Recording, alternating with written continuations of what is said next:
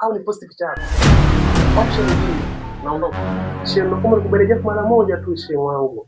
Mara moja tu. Hivi shehe una akili kweli? Mimi ni mke wa mtu, especially shemeji yako. Alafu ananisha mambo gani hayo? Na hiyo ndio shemeji, naomba nikubarejea mara moja tu na kuomba tu kwa hilo. Nimekwambiaje? Sikusikia sana. Nimekwambiaje? Endelea kuongea upumbavu wako. Nitamwambia mume wangu.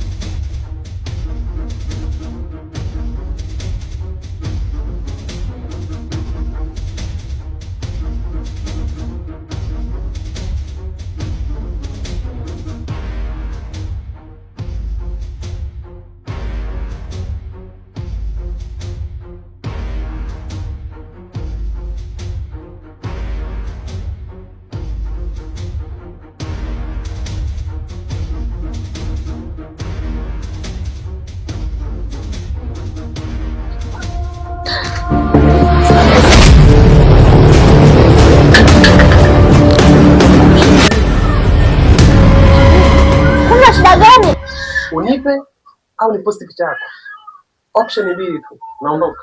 Nimesemaje sikupendi. Na kuchukia sana utoke ndani kwangu.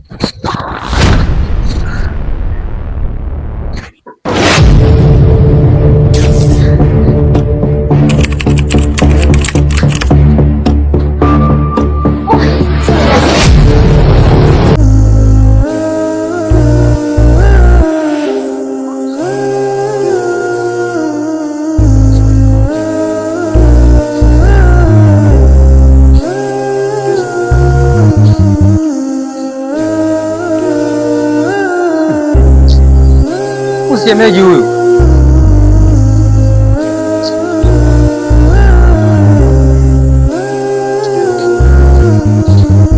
Wawa. Vipi? Sha vipi? Huyu shemeji mwanangu, hebu angalia. Shemeji? Mke wako huyo. Shemeji gani? Mke wako wewe huyo. Si yeye huyo. Huyo.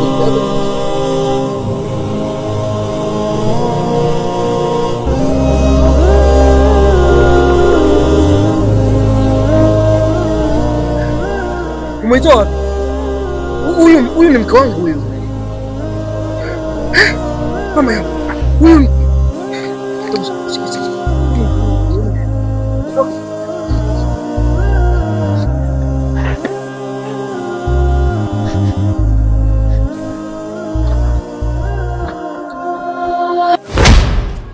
Mwanangu, shida nini?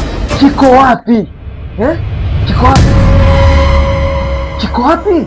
Una hata aibu, unajiposti mtandaoni. Mke wangu, unanichukulia mimi bora sio? Unanichukulia mimi yani ni useless kiasi hicho? Mwanangu, bwana sikuelewi una shida gani? Nimeposti nini? Yaani unajua ulichokifanya? Yaani wewe na kujiposti mtandaoni na mbaya zaidi umevua. This is so crazy. Yaani wewe ni kujiposti umevua mtandaoni mke wangu. Sielewi chochote. Mimi nakujiposti kweli? Hebu toka. Mume wangu, wana kunifukuza. Sikia, toka bwana, acha ujinga, toka. Sasa nikaendelea kukaa na kaaba mpumbavu mkubwa wewe. Get out. Shamba mkubwa wewe. Yaani unajiposti mtandaoni. Unazungumzia nini wewe? Leo wewe kunifanyia hivi mimi?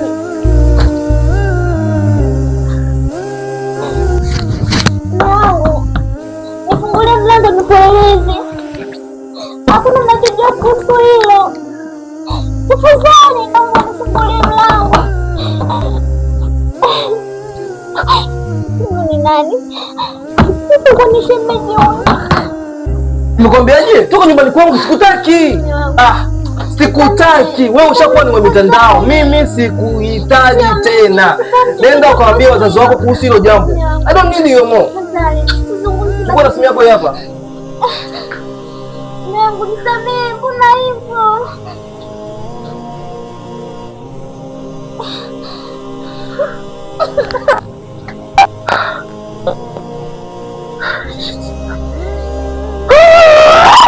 Shit! What a dark of this! Oh my God!